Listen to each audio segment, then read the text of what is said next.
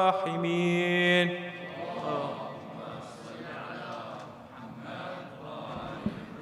سورة مباركة الفاتحة.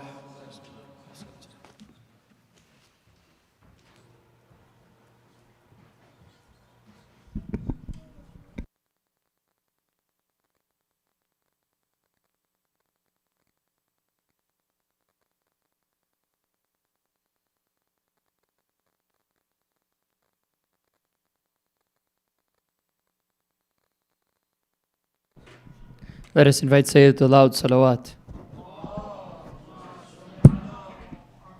Salam. How are you? Alhamdulillah. Thank you. Yeah, you have it ready? Inshallah.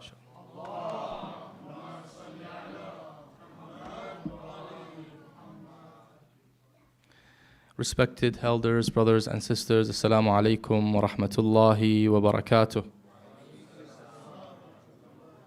I kindly request my respected and dear brothers to come forward, please, as far as you can, to leave the space for those who will join us later, inshallah. أعوذ بالله من الشيطان الرجيم بسم الله الرحمن الرحيم والحمد لله رب العالمين والصلاة والسلام على المبعوث رحمة للعالمين نبينا محمد وآله الطيبين الطاهرين.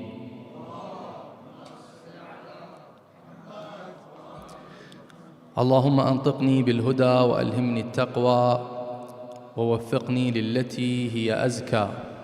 اللهم أخرجنا من ظلمات الوهم وأكرمنا بنور الفهم وافتح علينا أبواب رحمتك وانشر علينا خزائن علومك برحمتك يا أرحم الراحمين. وصل اللهم على سيدنا محمد وعلى آله الطيبين الطاهرين.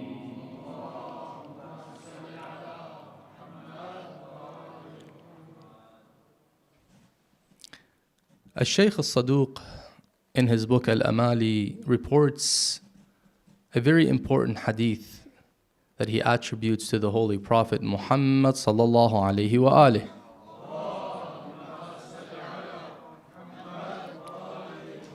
In which he says, أعظم الناس قدرا من ترك ما لا يعنيه. The greatest of people in status is he who abandons what does not concern him. One of the social diseases that disorientate social relationships and lead people to falling into sin is the interference in other people's private affairs. Now, there's a difference between being concerned over someone's overall well-being and between trying to know what they are doing, trying to intrude in their private lives. I'll give you an example or several examples just so that we can differentiate between the two. The first example is when I, for instance, as a mu'min, as a believer that regularly attends the Islamic Center, come to realize that one of the frequent attendees has stopped coming. When I pick up the phone and I call that person and say, is everything okay? That's not intruding into their business. That's being concerned over them. That's being, having care and curiosity, not for the sake of curiosity, but for the sake of making sure they're okay. And this is a practice that Rasulullah Muhammad sallallahu alayhi wa alihi has practiced and encouraged. In Makarim al-Akhlaq, it's a very important book that consists of different ahadith that tell us about the noble ethics and traits of the Holy Prophet sallallahu alaihi wasallam. And this is compiled by Al-Allamatu Al-Shaykh Al-Tabrasi Ridwanullahi ta'ala alayh, from the ulama of the 6th or 7th Hijri century. In this hadith, in Makarim al-Akhlaq, he reports that whenever the Holy Prophet, peace and blessings be upon him, missed one of his companions for 3 days in a row, he would ask about them. There's no way that he would realize that someone is missing and it has been 3 consecutive days unless he would ask, Where is so-and-so? If so-and-so is traveling, then he makes dua for him. May Allah bring him back safely. So-and-so is home or happens to be ill, and that's why he couldn't come, then he would go and pay them a visit. So this example of asking about others is not intruding into their private affairs, but rather is showing them care, showing them love, and being concerned for them. Now, another example to differentiate between intruding in people's business and between being keen on them and their well-being is if two people are having a very private conversation and somebody intrudes and says, what are you guys talking about? Can I be part of this conversation? Well, this is obviously intruding in other people's business. So you see the difference between intruding into other people's business and between asking for the sake of trying to be content that they are in a good position, that they are not, for example, in pain, or they are not suffering from something, or they're not, for example, angry with you or mad at you for any reason. A neighbor is walking with a gift bag, and their neighbor is looking and gazing carefully at that gift bag and is wondering to himself and is very curious to know why the gift and why today and who is it for and what is inside of it and what is the occasion. That is called intruding in other people's business. This is something that one should not allow to be a habit. We are naturally created with the sense of curiosity, which starts from an early age. When we are children, we are very curious to know. You put a 2-year-old in front of you and you keep a door closed, and all of a sudden, as soon as you open the door, what will that 2-year-old do? They'll try to go inside. Why? Because of that sense of curiosity. Oftentimes, we find our very little children, we bring them toys, and we say, man, every time I bring him a toy, they break the toy. Actually, psychologically speaking, they're not breaking the toy. They're not breaking the toy. Their sense of curiosity is working. They want to know what is inside. They want to know how this is put together. So in fact, they are actually training their motor skills. They're actually doing something positive, but we see it as negative. Oh, they broke the toy. They didn't intend to break the toy. It is that sense of curiosity that is translating through this action, or translating itself in that action and that curious behavior. Another example, I want to quote these examples so that we are on the same page. A person asks, are you available to have me visit you next week? A friend or a community member wants to know if you're available because they want to come and visit you, or they want to set up a time to go out with you for coffee or whatever it may be. And the person says, I am not available, I will be out of town. So now, where are you going? How long will you stay? Who will you be meeting? Which restaurants will you go to? What will you do there? Who will you meet? These are not questions that should be asked. This is an example of intruding in other people's business. We have to have control of that curiosity. Some people ask you questions that they would beat the border control in. Border control usually asks questions when you come into the States, but not as many as some of the people do when they begin to interrogate. It's not an interrogation. And this causes people to adopt a behavior of secrecy. You see, oftentimes people all of a sudden disappear, and then you find out later they're actually traveling. Why? They're afraid of all these questions. Someone, for example, all of a sudden shows up and they have started a new project they've never talked about, or they have, for example, purchased a new home, because people will ask a lot of questions. So we have to respect people's privacy and people's segregated area that they don't want anybody to be part of. Now, sometimes even when it comes to advice, some say, the reason why I'm asking, I want to give advice. Well, first of all, if they have not yet asked for advice, no need to ask, right? Unless it is something that is very dangerous. You're about to see someone fall from the cliff. Of course, you're going to jump and try to save them. But if you see or hear from far away that somebody has some type of, disagreement going on, and they don't want anybody to be involved, it's hard to go and just intrude and try to figure out what the problem is and try to, be part of the solution when you are not given the permission to do so. Being overly concerned about other people's financial status is another example.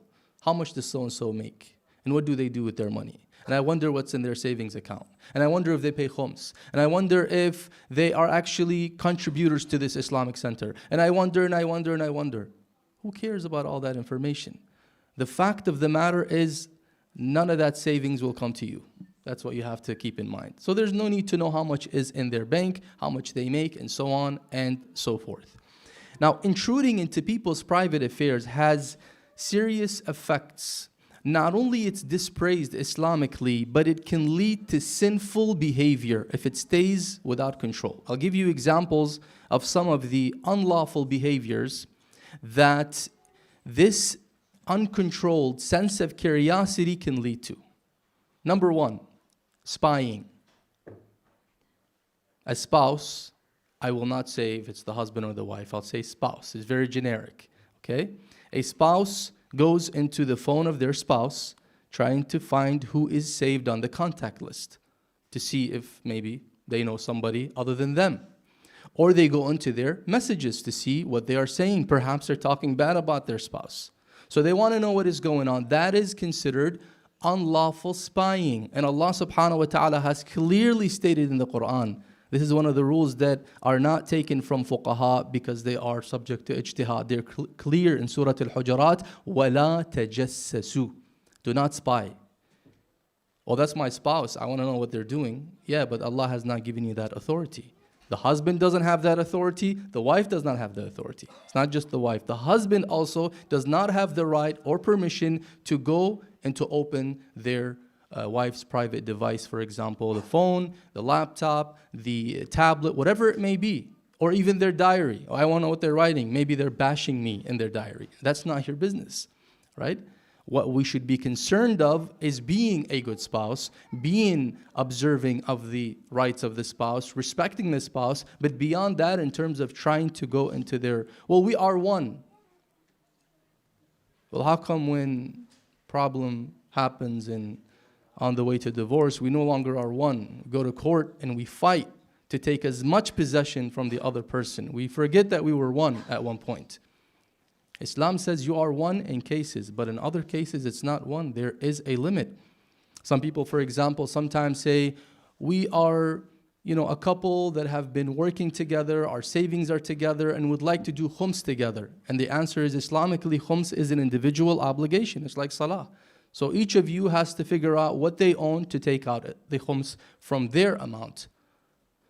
So therefore, when we say that, husband and wife, spouses are one, they are, they have this very strong bond, there's no need to have that privacy in between them, or if, there's no privacy between a husband and wife. In general, there isn't, but there are certain things that privacy does exist, and this is where spying is haram. Unless the spouse gives you permission and authorization, here you go, here's my phone, it doesn't have a code, you can open it whenever you want, mutual trust, that's a good thing, but that's very ideal. In practical matters, usually people still have private things. Just because a person has a passcode or someone doesn't want others to intrude in their private business, it doesn't mean that they're doing something wrong. There's no correlation between the two. Sometimes they're dealing with a very, very personal matter. For example, someone could come to your spouse for advice, maybe her family, her sister, or his brother, or his relative, and they want it very confidential. So when you go on the phone and figure out what is going on, it's no longer confidential. Not only you have spied, but you have put your spouse in a position where now they have disclosed or were able to, were exposed, and their brother's secret or their secret, sister's secret, or whatever it may be, is now disclosed and exposed. And it can create more problems. So therefore, we have to understand when Allah subhanahu wa ta'ala has made spying forbidden, made it for a reason.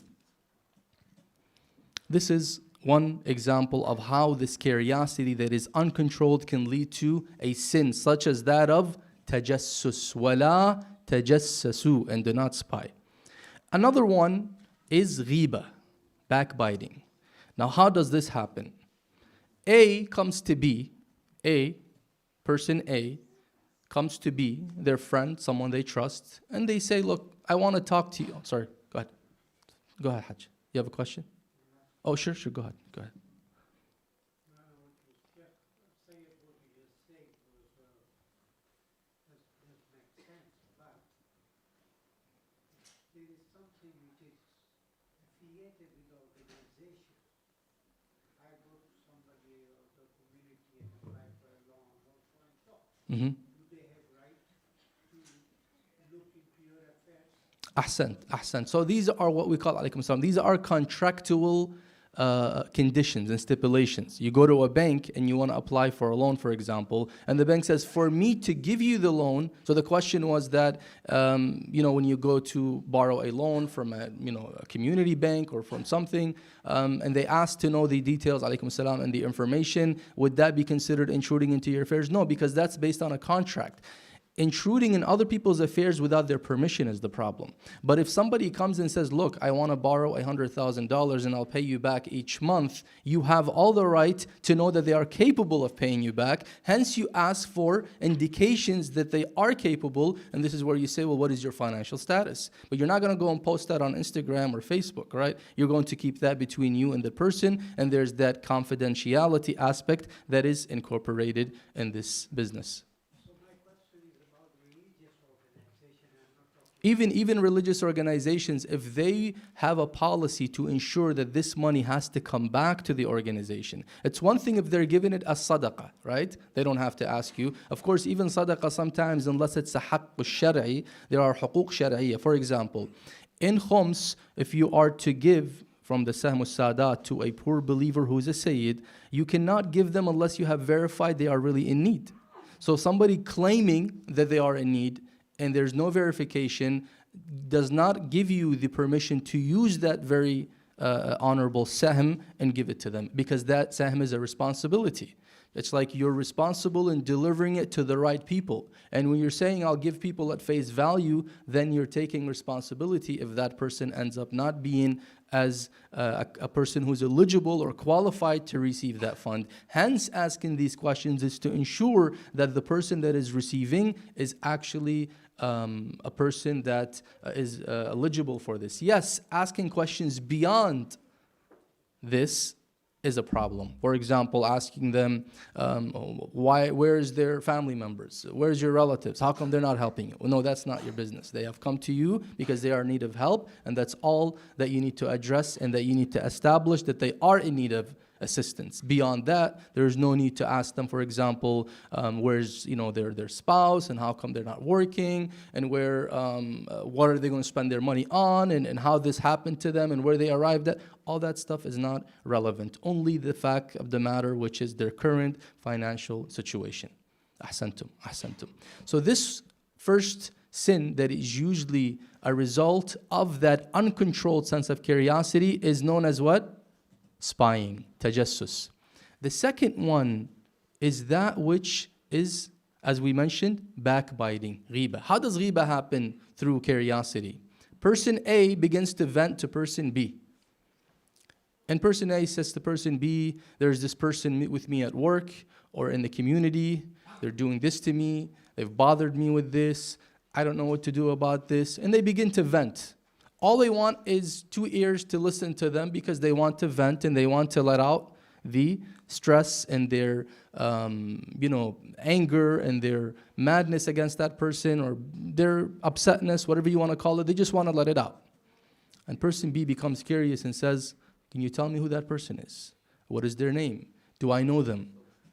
These questions are not important. Why? Because as soon as they tell you who that person is or give you a hint, what happens? Now both of you have fallen in the sin of ghiba, because ghiba is to disclose a negative thing that is hidden about one of your brothers or sisters in faith. And up until this moment, he doesn't know who that person is. And the person that was venting was saying all kinds of negative things about that person.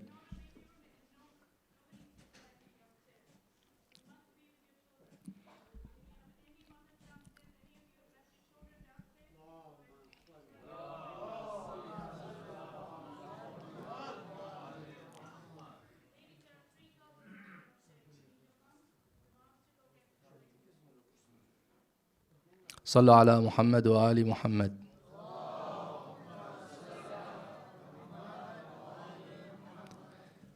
ثانيا غفر الله لكم.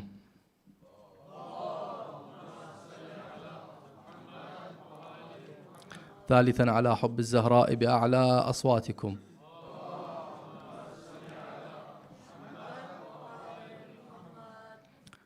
So this is the second sin that could happen as a result of that uncontrolled curiosity. The third is lying, kadhib. Now, how does kadhib or lying come into this equation? How does a person become a liar because of their curiosity? I'll give you that following scenario.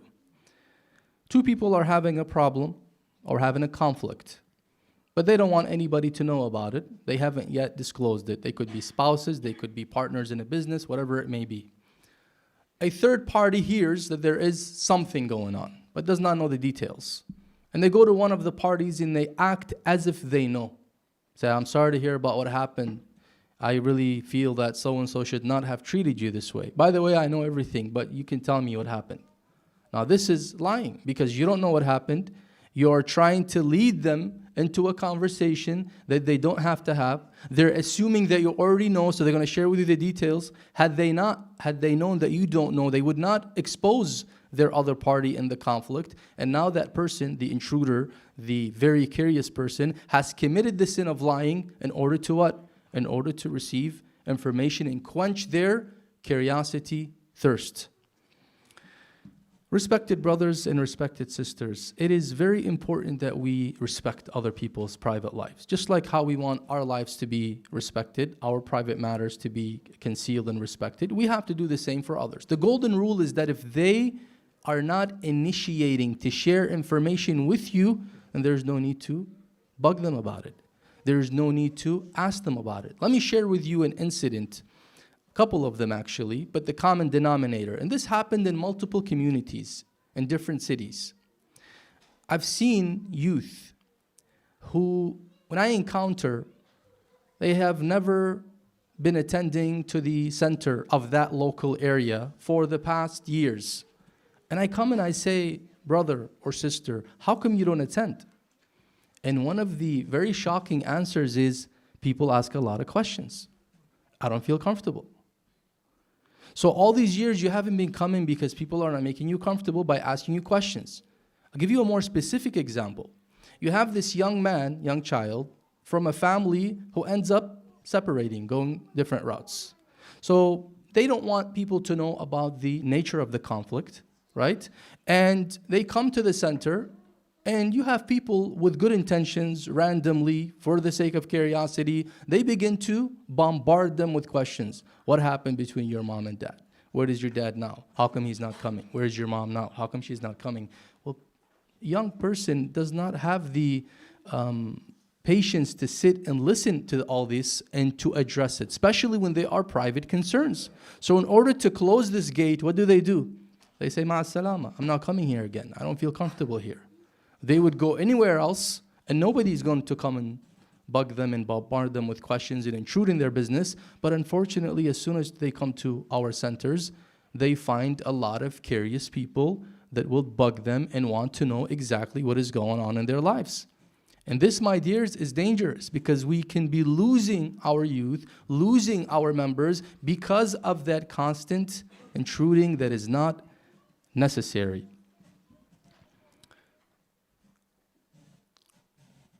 I'll mention the last example, and this is just to conclude with, inshallah, as we have Kahoot today. So this person says, every time I go to the center, and this is a hypothetical one, he says people are asking me why my great-grandmother broke off her engagement with her recent fiancé. Of course, that is not real, right?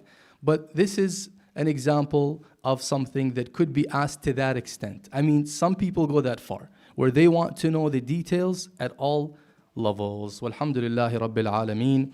Wa sallallahu ala Sayyidina Muhammad wa ala alihi at-tayyibin at-tahirin.